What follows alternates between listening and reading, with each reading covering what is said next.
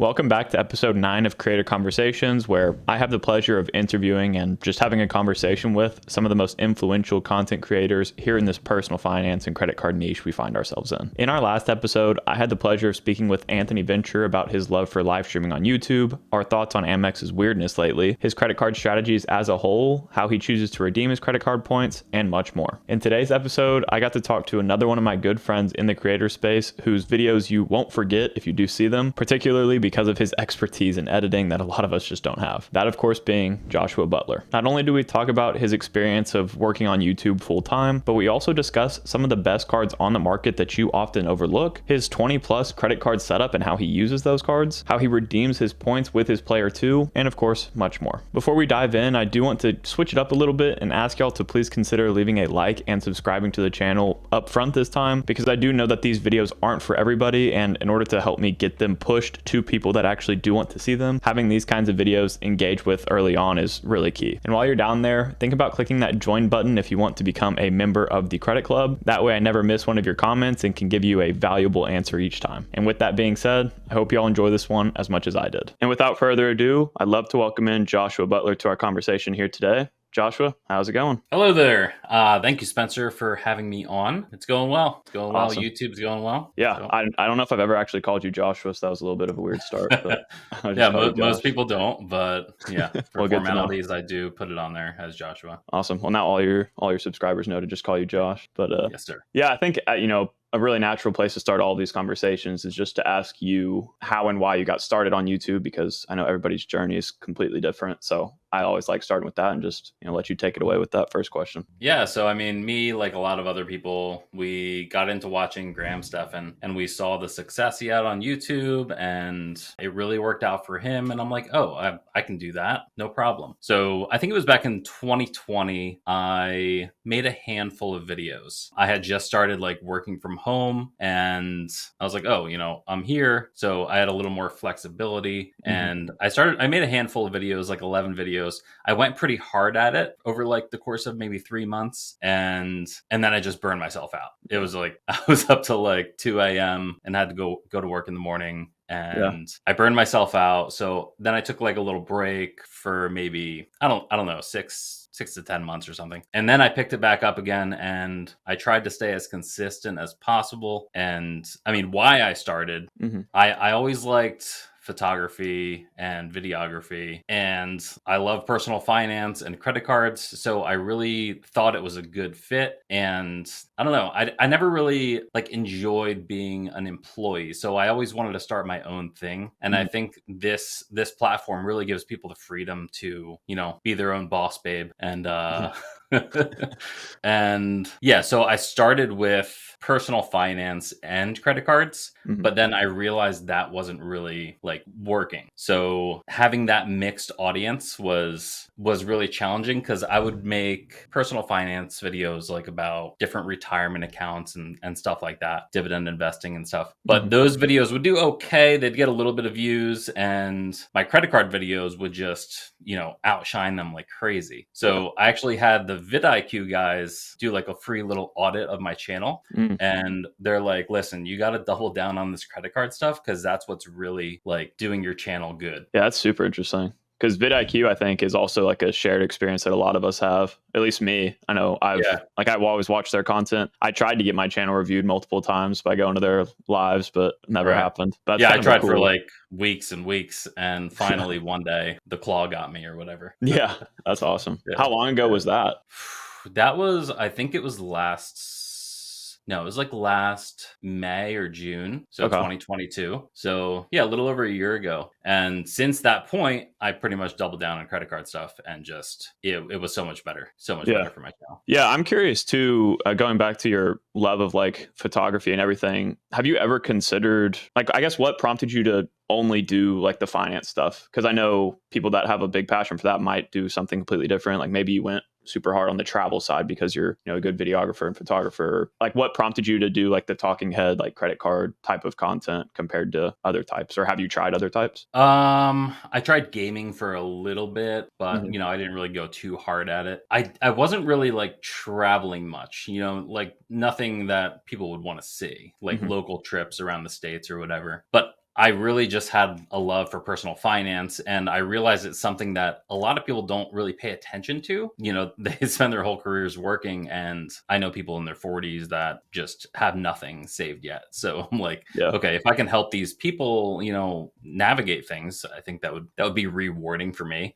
And I think having a rewarding career is one of the most important things to me. So being Yeah. able to help people on this platform, I think is really great. Yeah, that's awesome. I mean, that's basically why I got started too. It's like for me, I found a big obsession with like the personal finance and credit card content, like around the same time that I was having these feelings of like wanting to do something for myself. Yeah. So it kind of just like was like a perfect storm where I started diving really heavily into the YouTube strategy and also into personal finance and credit cards. And yeah, it kind of, I feel like once those two things came together, it just made the transition into doing YouTube really, really easy for me compared to a lot of people who might not ever get started because they just kind of set their interests on the back burner. But I don't know. I think it definitely takes a specific type of personality to want to get on camera. But at the same time, I've also kind of noticed that a lot of, especially personal finance creators, would probably classify themselves as introverts, which is really interesting. That's how I am. I definitely am too, like big time. Yeah. It's super interesting that that's the case, but I feel like most of us are. It's kind of a weird thing because it's definitely not natural at all sitting here in front of a camera just talking to yourself. And it's funny because when I look back at my very first videos,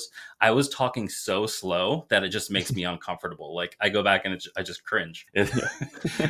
But doing this is super it's challenging. There's so many different aspects to it, especially when you're first starting out and you don't have any help. It's super challenging. Yeah, man. I feel like I'd be remiss to not bring this up at this point, speaking of the videography and your love for photography. But I think that a really, good path that you've carved for yourself in our niche is just your ability to edit really well. And I mean, your set is awesome. It's, in my opinion, I think it's my favorite set that anybody has in this personal finance space. But I guess what made you take video editing to the level that you have? Like, is it just another passion you had, or I guess what got you started on that path? Well, first of all, thank you for the compliments. Yeah.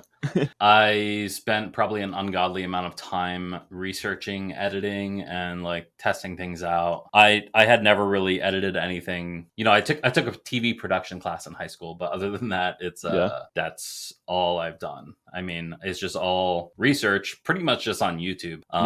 Some big resources I used were Finzar, Film Booth, Premiere Gal, probably a few other ones. Oh yeah, the guys at I forget the name, but yeah, it's just I don't know. Like, is it something like that you saw as an opening in the market that nobody else had done, or was it just like it was just natural for you to do that? Like you were just interested in it naturally. So when I was doing my research about it, it's like you read about things like Coco Melon, the TV show, that it's trying to keep people's attention. So they make cuts like every 1.5 seconds or something. So doing the editing in the style that I do, I guess I was hoping that it would help with retention, having more things on screen. But now I've come to realize like maybe the simpler is the better choice. So it's an internal struggle for me to like look back and it's like, is it too much editing? And I think sometimes it has been too much. But yeah, I've been trying to go a little bit simpler on it. But it's always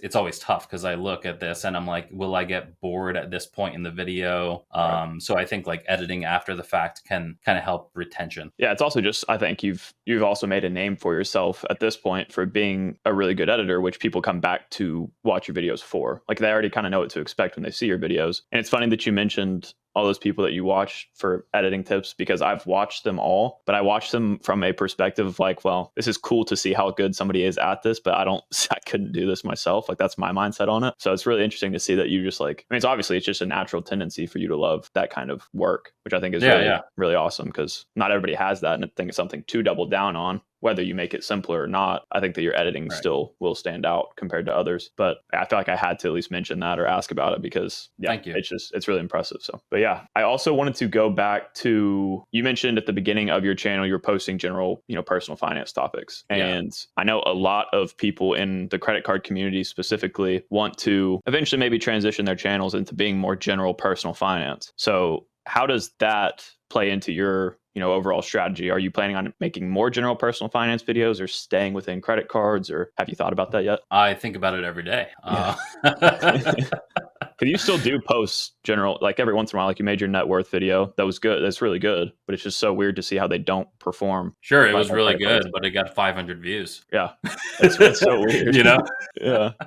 So I think the play is really to keep this channel as a credit card channel, and if I wanted to do something else, just make a completely like a second channel just for that. Yeah. I know like Daniel Braun has definitely branched out, and I think he's seen some good views from that. But also like when you're at that level, right, you can branch out more. Right. But I think me having like 4,000 subscribers, those subscribers I think just want to watch credit card videos, and that's completely fine. So I do definitely want to make a second channel talking about like other personal finance topics, but I don't know when that's going to be. So yeah, I mean, I think making a second channel is the way to go. What do you think about that? Yeah, I think the more and more I think about it, like I have always said that it's my end goal to make it more general personal finance. And I still want, maybe sprinkle some in with the intention of just that's what I want to talk about. Like I know one video I've been wanting to make is like how much YouTube paid me for whatever at my first year or whatever. Yeah, I think that would be good. Yeah, and it's not credit card related, right? But it's like I already kind of have the understanding that one-off videos like that won't do as well. And since I'm posting more frequently now, I feel like I could, introduce some videos like that. Right. But as for like where my channel will end up, that's honestly it's part of the reason that I was really happy to start the podcast channel that I did with Mark Plymouth, because that's just general personal finance. Right. It's funny because if we make a video about credit cards, it's going to do better still, or a podcast about credit cards, it'll do better, which is it's just kind of par for the course. But it lets me at least scratch that itch right now on a separate platform or a separate channel, which I think is the logical way to do it with how YouTube, the algorithm works right now, at least. It's unfortunate, honestly, because I'd like to be able to talk about whatever. But I mean, my understanding about the algorithm is basically they take your video when you make it, post it, they take your video, show it to your subscribers first. If your subscribers don't like it, then they say this video is not really that good, so we're not going to show it to as many people. And that's that. Yeah. And I don't know if it'll ever change necessarily. I mean, I think one of the reasons too that we've seen like Daniel's videos do well that are personal finance related is because in most of them, he somehow ties back in credit cards, or like he'll include credit cards in the thumbnail or something to where it gets you to click still if you just like credit cards. But there are not many like cases of success that we've seen people, I feel like, transition from credit cards to general personal finance. But yeah, I think a second channel would be cool for sure. Do you think it'll be more of like the same type of content as in like the same length of videos and the same all of that? Or do you have aspirations to like change up your style at all? I really like what Caleb Hammer's doing, and I think doing something along the lines of that would be nice. That's that's a big undertaking though, because you're having random people over and interviewing them, and so it comes with its own challenges. But that would be longer form, but much less editing. So I think that I would love to do something like that. And if you start the channel that way too, it again becomes the audience expectation that that's the kind of content you'll be putting out, to where, like, as I know you probably feel with your main channel, it's like if you're already have them super highly edited and they're concise and to the point, it makes it harder to be like, I'm going to take this one down a notch. Like, I don't know. I've tried to do it. This week will be like my first where I like tried to just care a little bit less about, like all the editing and stuff and like the quality of the video and like being in my studio. So we'll see how that one performs, but it's definitely harder to do on a main channel than like, let's start fresh with something that I, could do very easily. That's a big reason too, that I like the podcast style stuff, because it's just super low maintenance. Like you plan what you're going to talk about. I mean, whenever you have somebody else involved, that does add a little bit of complexity to it, of course, but I definitely think it's a very smart thing to do at some point, is to build out separate types of content that you don't have to maybe stress as much about as like your main episodes or whatever.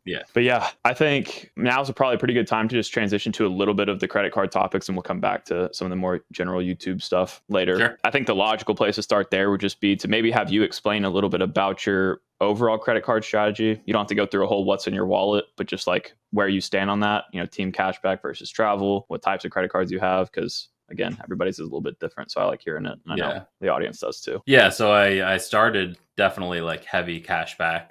I was doing the Verizon Visa, my Abound credit union card, all heavy cashback cards. But then, as I was started making these videos, probably a couple of years ago, I got into travel because I'm like, wow, you can get some serious redemption values from these, and I want to go places and vacation. So yeah, so right now I am definitely focused around Chase and Built earning the Hyatt points. Yeah, so we're booking a Hyatt in the Bahamas. So we're going to do a little baby moon because we're having a kid and she's going to be born in October. Thank you. So after that, it's going to be like a little, probably less travel. But yeah, I mean, the redemption values on Hyatt is just insane. So I definitely want to take advantage of those. Plus Built. I mean, Built's fantastic. But I do have the Amex Gold and the Venture X. I picked those up to make content about them, but I also use the Amex Gold for dining. And what am I using for groceries right now? I'm using I'm using the Amex Gold right now. Because I was able to get the 5x referral thing, which was amazing. But I think that ends this month, so I'll transition then back to the Chase Freedom because I have the 5x on that. So yeah, I mean, I'm kind of split up right now in the different points and miles systems, but I'm focused primarily on Chase. Yeah, I definitely find my most value in my Chase points. Like, I know people might hate on them or whatever. Everybody has their preferences, but I can't get away from like needing more Chase points for how I travel personally. So yeah, I still focus pretty heavily on them. I don't have the Built card yet, but it's definitely one I want to add at some point once I don't know where I'm going to be moving to next after this apartment or house or whatever. But yeah, I think that's a good strategy. I imagine it gets hard to balance the cashback a little bit with the points and miles. So are you kind of like not using the cashback cards at all right now, or just for like miscellaneous like utilities or random stuff like that? Yeah, so really the only place I'm using cashback is my utilities, which is gas and electric. So that's around $310 a month. So I'm getting 5% with the US Bank Cash Plus, which I totally recommend that card. It's amazing. And I'm also using that card for my gym membership, which is like $42 a month. And the one I'm using for gas is the Abound Credit Union Platinum Visa, I think it is. So that gets me unlimited 5% back on gas, which is just incredible. Unless you're going to go for a better option would be the Redstone card. I think it was in one of my last videos, but that's even better, but it has a limit on gas. I think if I can get like a solid 5% cash back, it's hard. Do I want to take that or do I want to take the points and miles? Yeah. Especially with like, gas and utilities, those are not really categories that we see too much in the points and miles cards. So I don't know. Yeah. It's like the common debate of like, would you rather get, 3% on a points and miles card versus 5% cashback or whatever. Right. Because technically, if you take, the points guy valuation of points or, your anecdotal experience, you might be getting higher redemption rates with your travel cards. But again, if you're about to transition back into not really traveling much, I imagine a nice cashback setup would fit the bill a little bit better. So I respect that strategy. I would love to add more cashback cards in at some point, but for me right now, I'm just like stacking the points, I guess. Sure. I get it. I mean, at the end of the day, I think I just look at, where I can get the most amount of value. I mean, it's hard to beat 5% cashback. Yeah. So it's okay. Like I'm split up, half of my setups, points and miles, half's cash back, but whatever's going to get me the most money at the end of the day is what I pick. Right.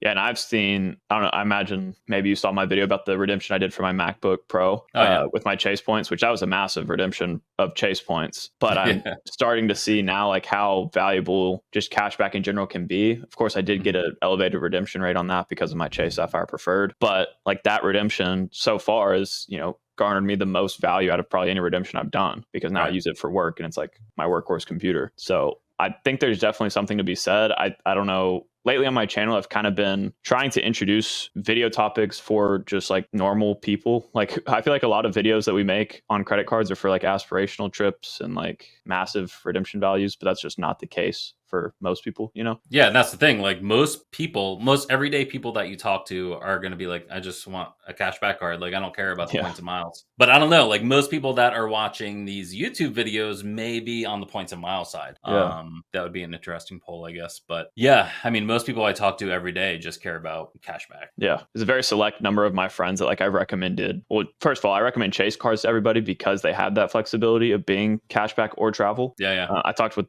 about this in my creator conversation with Daniel of just like, for the majority of people, chase cards work really, really well, even though they might be missing some earning categories here and there and stuff like that. Like, you're earning a very flexible currency. So if you're just getting started and don't know where you want to end up, chase cards are pretty nice. You can use them for cashback for a while, then transition to travel if you want to. But yeah, like, like my parents, for example, they don't care about the points and miles game. So when they ask me what credit card they should get, it's usually a cashback card. Yeah. It's very interesting though. The point you brought up too of, I think that the majority of people that are watching credit card YouTube videos and watching them consistently and commenting and just like the really active subscribers, they are on the points and miles side because they're optimizing their setups. They want to have the best setup possible to get the highest redemption rates and all that. So it's very interesting because you have to play to these people that are watching your videos, but then it's like the cashback side is kind of, I feel like, left untouched a lot, besides by like people like RJ, for example. So, and you, honestly, that was going to be another thing I asked about. You mentioned the Abound credit card, a couple other credit union credit cards, but that is a topic I've seen pop up more and more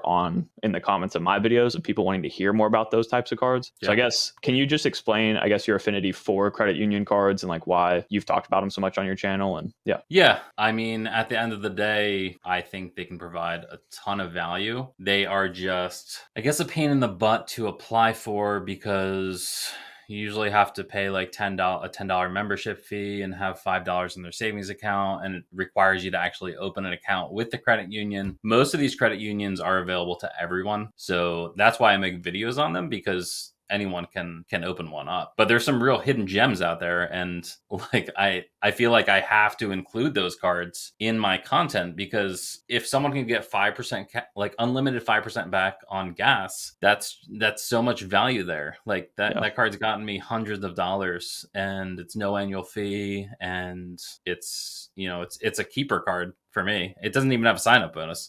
Most of them do have a nice little sign-up bonus, but yeah, I think getting those cards is definitely not for everyone. But if you have a local credit union to you that's offering an incredible credit card, you should definitely go that route. Like, I think everyone should be a member of their local credit union, because they're non-for-profit, and the credit union itself can usually provide you with better rates than a big bank, because they're not-for-profit and they're made up of the members of the credit union. So like, when you join a credit union, you're technically part member of the credit union.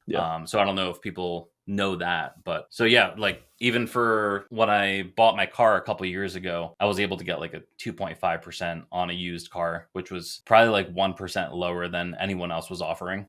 So yeah, I mean, there's so much value, but a lot of the times they're hidden because there's thousands of credit unions throughout the country. It's not like the big banks like Chase and Wells Fargo and Bank of America, where they're very visible. It's like you have to do some digging. So I try to do the digging for you guys and provide you with some of the best cards that I think would be valuable to the audience. Yeah, that's awesome. I definitely have overlooked credit union cards so far. I think I honestly overlook all cashback cards right now to a degree, because like I mentioned before, I can see cashback becoming more of a staple in my setup when it's a little bit further down the line, like in my in-game setup, I imagine it'll be basically cashback cards, because that's just the simplest thing to do. And I think you also get to the point where maybe you don't necessarily care as much about like the 2% back you get on all your purchases, depending on what your finances are like, especially I'm thinking like retirement and stuff, like you probably, probably don't really care too much. But yeah, the credit union cards are super interesting to me. And you found a couple that I'm like, dude, that's kind of crazy. What's the one that gives you the free Amazon Prime? So that one's actually local to me. It's called the Affinity Credit Union. Yeah, so they're one of their base earnings is 5% back on bookstores and Amazon. So that's a good alternative for someone who doesn't want to get the Chase Amazon Prime card, because with the Chase Amazon Prime card, you have to have Amazon Prime, which is technically like having an annual fee, right, of like $150. So you don't have to have Amazon Prime to get 5% back. So you can get it with the Affinity card. And then they also offer like quarterly increases. So like, if you spend a certain amount this quarter, we'll give you an additional, 1% back or something. So yeah, you can get more than 5% back on Amazon with that card. So it's a fantastic option. Yeah. I remember seeing that one. I think Sledge has talked about a few credit union cards. There's like one maybe with like Navy Federal that actually pays for your Prime membership too, or something like that. There's some card out there, but I think like you just said, there are so many untapped credit cards out there that a lot of us creators don't cover, because to be frank, it requires more research. right? Yeah, definitely. And if you're playing to the audience of the travel side, then you're never like they don't come across your radar, which I think is something that it should do more than it does. But that's why I Yeah, appreciate you making videos on them. I made a video on the Amazon Prime card versus the Affinity Credit Union card. Yeah. It didn't perform well because nobody cares about a random credit union card. But if I put those cards like in a listicle video, like the best cards for gas purchases, like then it's just kind of people are going to click on it because they want to know what the best card for gas is, and I can just kind of slip them in there. Yeah. So I think that's one of the better ways of going about it. Yeah, no, that's a really good point because I mean the packaging of YouTube videos is where everything happens, honestly. Because if I made a video of like the Abound credit card review or whatever, nobody's gonna watch that. Yeah, because you have to find it first yourself and then be like, oh, this is cool. Yeah. But I think you also hit the nail on the head too with the uncapped potential of these cards. Of a lot of them, like there are some really subtle things that those cards can do that the big banks won't, like not cap your rewards. I think specifically for like the City Custom Cash, like that's a card that I personally use and recommend because you can get a lot of value out of it, but you are capped to like $500 worth of spend a month on that card. So unless you're like really trying to optimize by getting multiples of them, years apart, like you could do that, or you could just get an uncapped card like you're talking about if you're on Team Cashback. So it's interesting because I always say like my City Custom Cash wallet earns 5x. Eventually I'll get the City Premier card and it'll be worth 10x or whatever. But until that happens, I'm doing no better than I would with any other credit union card. So it's just, you gotta at least, I think, see all the options, which not a lot of us, do. We kind of get stuck in one track. We get our mind stuck in like one track of thinking. But that's why I always appreciate, like I actually enjoyed that Amazon Prime versus the Affinity. I actually enjoyed that video a lot because I was like, oh, I haven't heard of this one before. But as for like searchability, it's harder for the credit union cards because nobody really knows about them. Exactly. Yeah. I also wanted to ask you a bit about, so you just said that you're having a kid, which first of all, again, congratulations. Hopefully people, thank you. Yeah, people will give you some grace if you need to take some time away from YouTube. And it's going to be a big life change. Luckily my wife, gets a decent amount of time off, but for this, there's no time off. So right. Well, speaking of your wife, I wanted to ask too, because I don't get the opportunity a ton to talk to a lot of people that are really passionate about credit cards that also have like a spouse or somebody they're married to. So how do y'all have any like player 2 strategies? And for those that don't know what I'm talking about, you can basically get a lot of value from your credit cards if you have a spouse that you can also refer to your cards and they can refer you, and you kind of just keep swapping bonuses. And I don't know, I think it's really interesting to hear people's strategies along those lines. So do y'all do that? Yeah. So I love credit cards. I have like 20 credit cards right now, over 20. And she literally does not care at all. She's like, I'm not spending my time worrying about that. That's too much to juggle. I'm fine with you doing it, but like I don't. I have my like 2 cards and we're good. But every once in a while I can convince her to open a new card and take advantage of that. Like a couple years ago, we both opened our Chase Sapphire Preferreds. She referred me or vice versa, and that gave you like an extra 15,000 points. 15,000 points for the referral. And we were able to use those points to put it towards our honeymoon, which is fantastic, because instead of the single Chase Sapphire Preferred sign-up bonus, you're doubling up. So you're getting a ton of value there. Actually, yesterday, I applied for a card and I got declined. And well, luckily, I'm married, and I was able to convince her to open it in her name, so that we can still take advantage of the benefits it offers. I'm not going to say which card it is because I am going to make a video about it. But it's going to help us reach our vacation goals. But overall, I mean, she's not a credit card person, and I wish she was, but that's fine. What can you do? Yeah, and we can probably do the heavy lifting for our spouses that don't like the credit card game as much. But so sorry, I just thought of it. Like, she does go along with my antics or whatever, but I do have to like label her cards. I literally whip out the label maker, groceries, gas, whatever, and that definitely helps like get us the most points possible. But she does slip up sometimes and use the wrong one. Yeah, that's funny.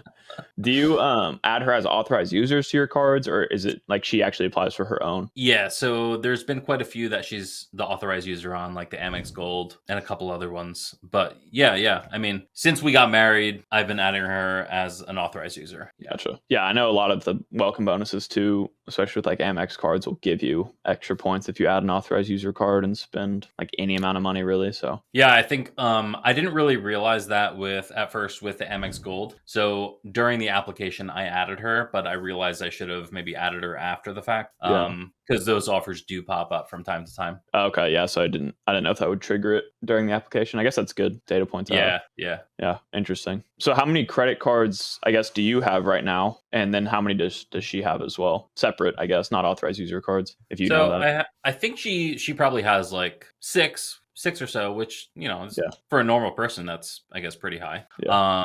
I have I think 3 business cards, and I think it's like 21 personal cards. Jeez. About yeah. That's crazy. Yeah, I think you made a video about your full setup, right? And like your total credit limit and stuff like that. Or am I I thinking of did. it? I actually have Okay. to make that video again because I added like 4 or 5 since then. Yeah. I think it was like, a video titled like I have 14 credit cards with a $175,000 total available limit. Yeah. So that's a good video to make. It usually performs pretty well. Yeah. So I do need to remake that one. Yeah, I love those. I think everybody Yeah. does. Like even if you made one it's kind of like the What's in My Wallet videos. Like you make Yeah, them like once every a quarter. yeah. But yeah, for people I feel like that are really into the credit card game, if you make one of those every year, your setup's going to look pretty drastically different. Yeah. Do you have an upper limit on the amount of cards you want to apply for, or are you going to start closing more, or how does that kind of work for you? No, the only reason I would close them if they have an annual fee that, I'm not getting use out of. Yeah. But yeah, I mean, I think I'll probably hang on to the Amex Gold and definitely hanging on to the Venture X because I mean that's easy value Yeah. for sure. And I use the Capital One travel portal a couple times with no issues, so that's been good. Nice. But yeah, my no annual fee cards I'm definitely planning to just hold on to forever. Yeah. So, Yeah. With that many credit cards, I know a lot of people probably would ask, how do you keep them active and without, them closing it? For me, it's not that hard yet. I only have like 9 credit cards. So like I actually do use most all of them still. But imagine when you get to that high, it's kind of hard to like put small charges on them or whatnot. But how do you keep them active? Yeah, I mean, just going through every once in a while, and making a small charge. But I am getting to the point where I do need to start like literally tracking that on a spreadsheet. Yeah.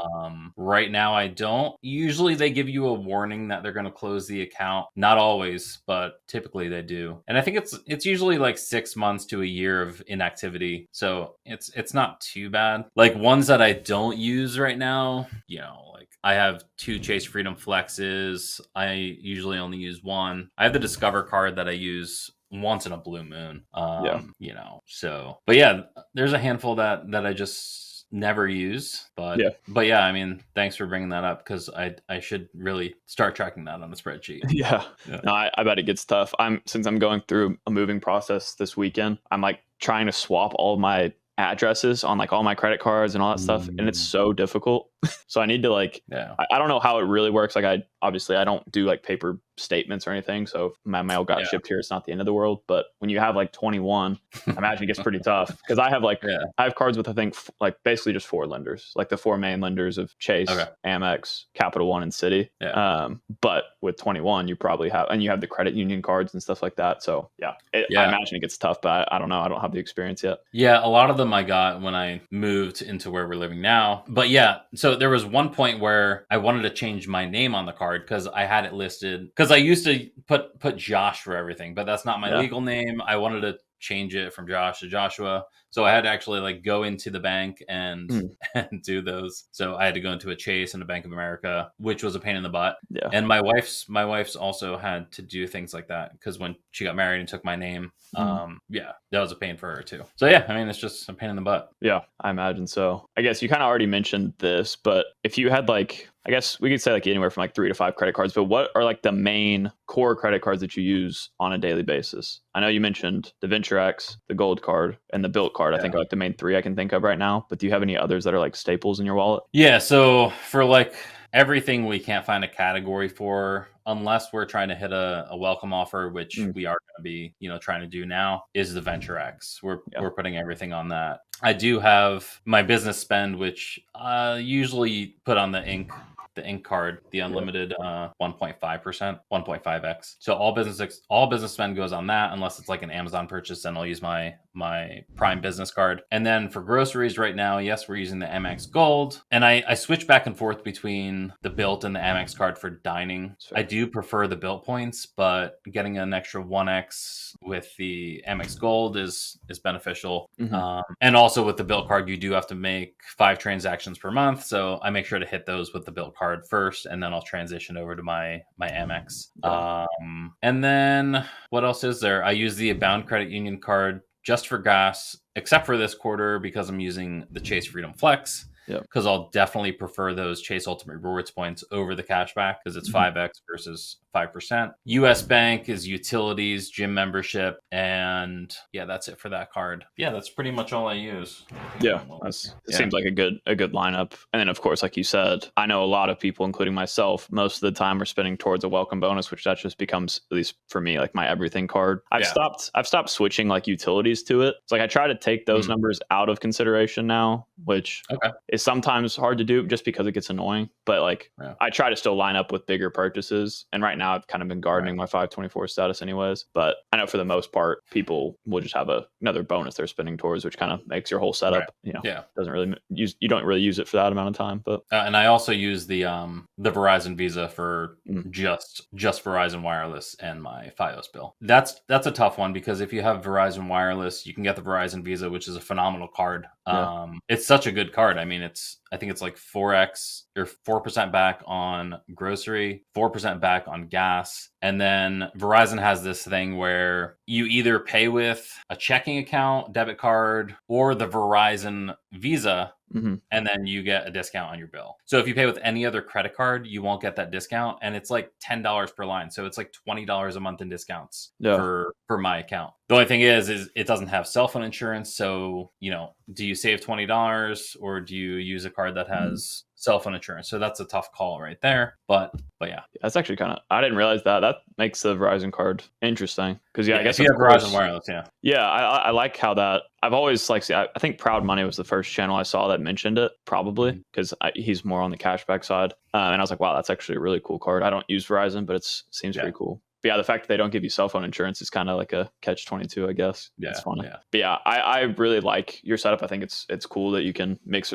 and match the cashback and travel. I think it makes sense to also ask how you use the points that you do. Like forget all the cashback, but your Chase and Built points I know you use with Hyatt. But what do you use your Capital One miles and like your Amex points for? So we actually haven't used any Amex points yet. I have like 300,000 just sitting there. But for Capital One, I'm just taking 1 cent per point. So we're gonna book some flights through the Capital One travel portal and then use the purchase eraser to erase the purchases at 1 cent per point. So yeah, I mean, I could use my Chase Ultimate Rewards points to book the flights, but I wanted to get more value, save those for more value with Hyatt. So I figured I'll just use the Capital One miles to book flights. Yeah. 1 cent per point isn't really like that good, but I don't know. We need to like fly United. So United points aren't really that great. They're valued at like 1.1 cents per point. So just, that makes sense. I haven't used any of my Capital One miles yet since I got the Venture X, but I've been kind of debating how I want to do that. I just made a video about the Capital One Duo, and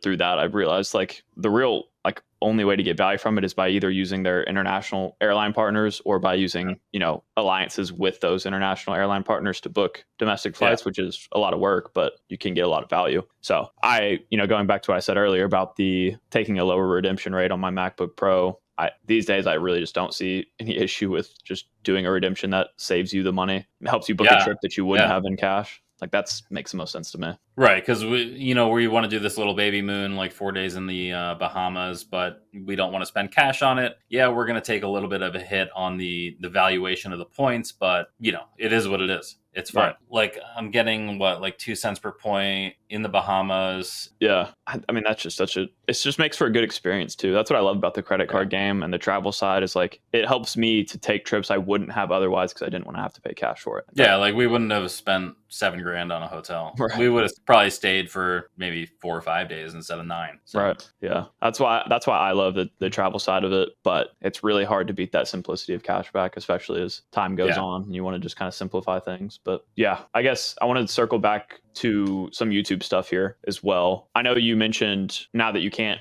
necessarily take time off of YouTube. So what does your schedule look like with YouTube? Are you doing it full time, just so people know like what your consistency is with the platform? Or are you also working and doing this on the side, or how's that work? Yeah, no, I'm doing it full time right now, but I'm also like preparing for my child to come. So I'm doing like home renovation stuff like crazy right now to get ready for her. And so like you may be saying like, well, you haven't really like posted a lot. What the heck? But there's so much stuff going on that it's like it's so difficult to stay consistent with this, because I'm putting like probably at least like 20 hours per video. It's that editing. I know. And I tell myself like, Josh, you got to just like simplify the editing. But then I sit down to edit and it's like I'm just doing the same stuff that I always do, because like I can't help myself, and it's just it's so hard. But yeah. I mean, I would love to get to the point that you are with like 2 videos a week. That would be phenomenal. I'm struggling with like even 1 video per week right now. But yeah, I guess that is like the reason we do YouTube though as a career, is so you have that flexibility. Like I think it's been fantastic. I'm definitely like beholden to the YouTube gods. Like if I don't post at the exact same time every week, I like freak out. And now I'm doing 2 a week, so it's freaking me out even more. But at the end of the day, it's like the reason I want to do this in the first place is for more freedom and not less. Because theoretically, I probably am working more now than I did before, even though I'm not even doing my editing, which is insane to say. But yeah, it's a great job to have. And when did you actually take it full time? Because you did mention that you started with a full time job. Probably a year and a half ago. Gotcha. Nice. Yeah, that's awesome. Luckily my wife has a fantastic job, so we didn't really need the second income there. That's perfect. I'd love to be in that situation too. No, it's nice. I'm very grateful of that. I'm excited to see where your channel goes. Like I said, I think you've really carved you're almost have carved your own niche within a niche of like, I see your videos taking inspiration from other niches that I watch, in the sense of like, you have really good edits, you have all these things that I can't do. And honestly, nobody does in our entire niche. So I love it. I know it's going to be hard to simplify it, and whether you should or not is up to you. But I do think that you're doing a service to the community. So I applaud it. Thank you. But so I got monetized back in August of 22. And then, so that was 1,000, and now I'm at like 4,200 almost. So I'm happy with the growth. I would like to see it accelerate a little faster going forward. But I think as you have that larger library of videos, it starts to accelerate faster. That was a reason too that I wanted to do 2 a week, because I felt like my backlog was just not growing too quickly, because I technically was only putting out 52 videos a year at 1 a week. So now it's like at least I'm putting out 100 plus. But I do agree with that for sure. But again, it's nice to have that freedom to be able to do it when you can, and also like take care of your family by doing these home renovations on the side. So like that's why I love YouTube. I guess speaking of your growth though, another final question that I ask every guest is just, what goals do you have for your channel, like in the next 12 months, for example? Like, do you have, that can be monetary goals, that can be any kind of goals, but also just where do you see your channel going? So I'm hoping to hit like 10,000. Let's see, hopefully by the end of this year. That would be fantastic. That would require a little bit of exponential growth here. 12 months can be a long time in the YouTube world, for sure. Like, it can go any which direction. 12 months, I definitely hope to have my second channel started. Actually hope to have that within 6 months probably. But 12 months, 50,000 would be phenomenal. That'd be awesome. I mean, I'm seeing how much I'm making now, right? With the channel, I'm probably making, I don't know, like a little over maybe 1,000 to 2,000 on a good month.